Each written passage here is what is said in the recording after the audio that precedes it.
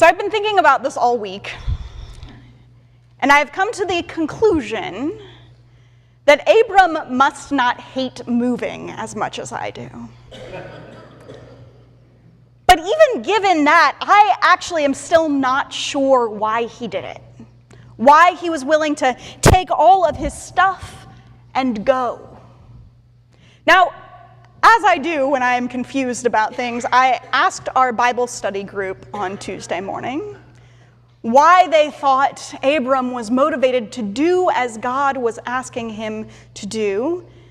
And our very faithful group of scholars told me Abram went because God asked him to. I don't think that would have done it for me. I'm pretty sure that if God had come to me and said, Allie, take all your people and all your things and all your life and move to another country because I'm asking you to, the first thing I would have said would have been, God, do you not know how many books are in my apartment and my office? And how many boxes it would take to pack them all up, and how am I even going to carry them? Do they make a U-Haul that big? The second thing I might have asked for was whether there was a GPS coordinate for this adventure. Because I am exceptionally bad at following directions, particularly the ones that have to do with getting from one place to another. And there would be no way I would be able to see any landmarks over the piles of books in my hands. And if God was still listening to me after that, I think I would have asked if there wasn't somebody else, really anybody else available to take this trip that God was asking me to take. Could God not get somebody else to go? Now, I think it's possible, had I said these things, that God might have reminded me that the instructions were not phrased as a question, that this was not a request but a command. But even if God went that direction in this argument, I still think I would have been tempted. I would have been tempted to go ahead and take out a storage locker here in Arlington Heights, put all of my books into it, and keep that key so that in just a few days, when God realized this was not a great idea, I could come back and just go back to the way that things used to be. Or I might have been tempted to pull out my own GPS and search in the general direction that God was indicating I should go and find whatever town had the best Thai food and head there, so that it would look like I was doing what God had asked, but really I was going my own way. Or I might have been tempted to ask somebody else, maybe one of you. I bet any one of you could do an incredible Allie impression at this point. And if I gave you my robe and I gave you a pile of books, I don't know if anybody could tell the difference. And maybe I could get one of you to go for me, and I could just stay right here, and wouldn't that be good enough? I would be tempted to do any of those things, but Abram doesn't. Abram goes. Abram obeys. And in return for this obedience, God makes a promise to Abram.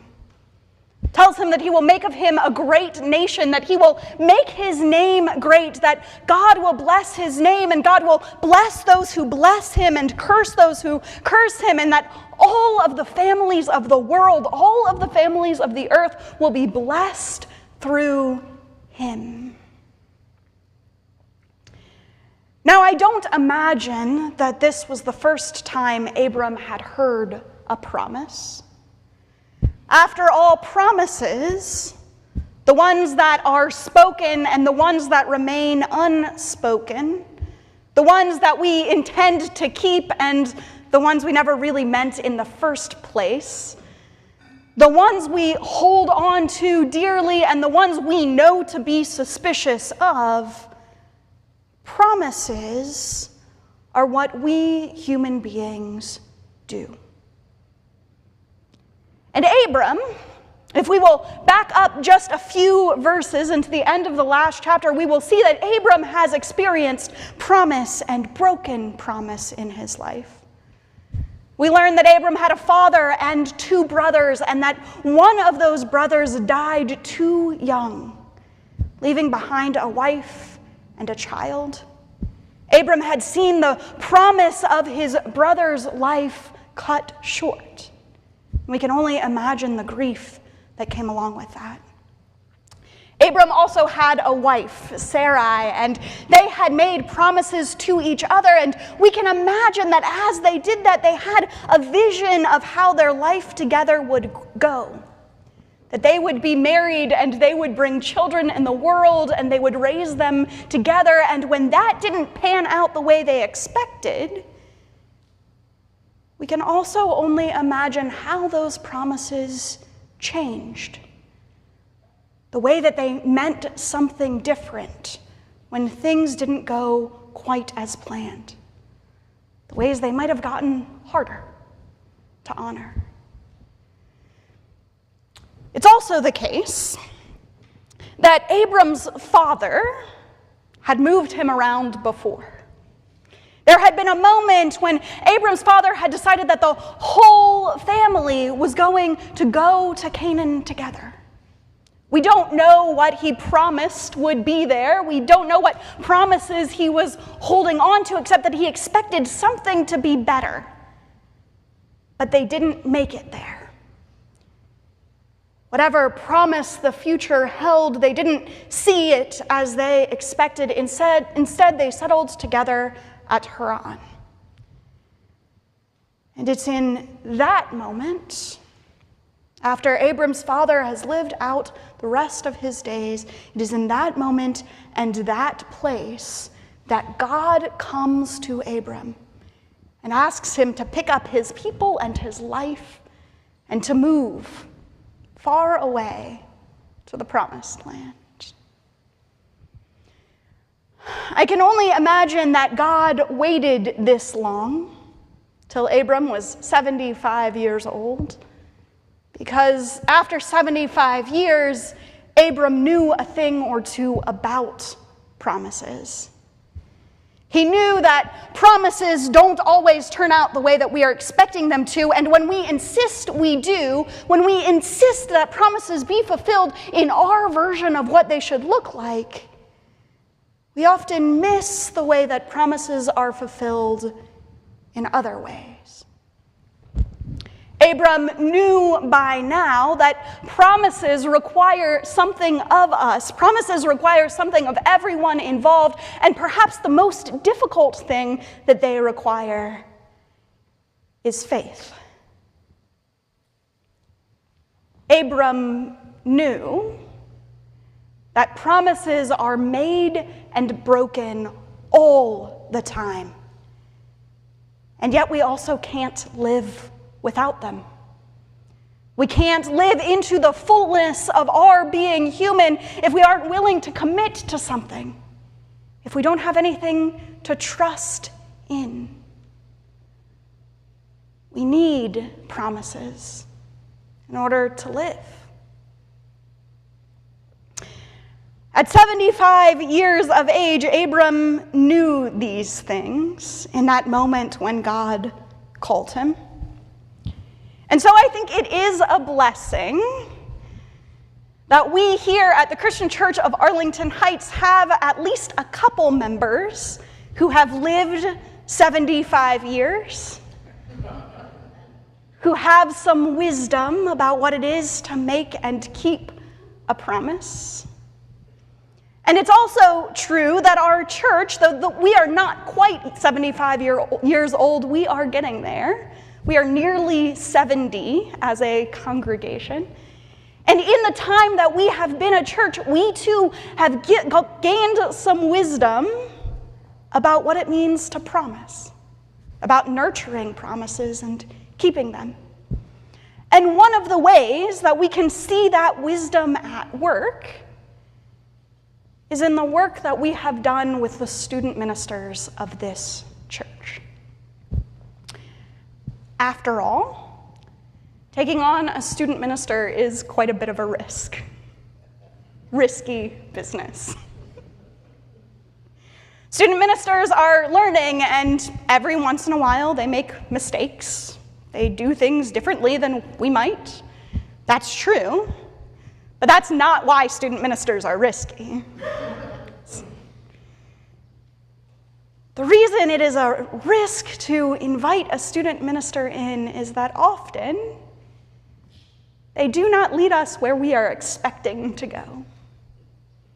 They aren't simply reflections of the church that we are. They aren't free for us to mold exactly how we want them. Instead, we are invited to nurture and make space for the promise that we see in them and the work that God is doing through them. We are invited to make space for their insights and their wisdom and their leading, even if it surprises and even challenges us.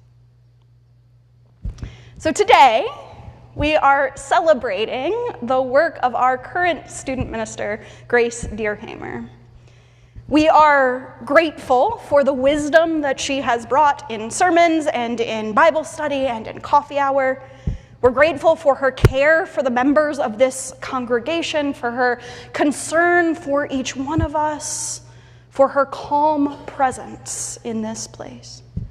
We're grateful for the energy that she brought to work with our youth and our outreach work as a congregation. We're grateful for the powerful religious leader that she has been in our midst, and for the powerful religious leader that she is becoming. Today, we are celebrating all of that. And we are also celebrating the work of this church. Because Grace is not the first student minister that this church has been willing to nurture and to encourage. She is the 10th student minister of this congregation. And I think that's pretty impressive, church. I think that's worth celebrating. And as we are celebrating, there's also something else that I want to say to you all, given our scripture for today. And that is this: nobody get too comfortable. You may think that Grace is the only one whose ministry is just getting started. You may think that she is the only one who still has a call to answer. You may think she is the only one just at the beginning of her ministry with work to do. And that's why I want to remind you again that this congregation is still younger than Abram was when God told him to pick up his life and move. Friends, your work is not finished. You too have a call to answer.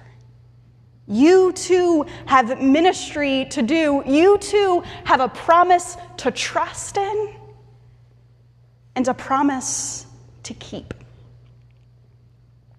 Perhaps you can't see it right now. I imagine that even if you could, even if you had a vision of how the next 3, 5, 10, 50 years are going to go, well, you would be wrong, because promises don't turn out the way that we expect them to. In fact, I don't think either God or Abram would end up feeling as though this promise had gone exactly the way that either one of them would have preferred. But still, Abram went. Abram obeyed. Abram was faithful. And here we are today, speaking his name and asking how we too can be part of being a blessing to all the families of the earth. That is the invitation before us. It is, after all, Pledge Sunday. It is the Sunday when we invite ourselves as a congregation to consider how it is that we are going to move forward together. It's the day when we consider what it is that we are going to take with us and what it is that we are going to let go of and leave behind. It's the day when we consider where we're going to go, and as we go together, what we can be and what we can do. You see, Abram understood that following God is not something we can do half-heartedly. Not something we can do while leaving half our stuff or half our hearts or half our lives behind. Not something that we can insist happens on our terms. And not something that we can get somebody else to do for us. Pledge Sunday is the Sunday when we decide how it is that we will take that first courageous step, not knowing exactly where we're going, but trusting that God will be our guide. Amen.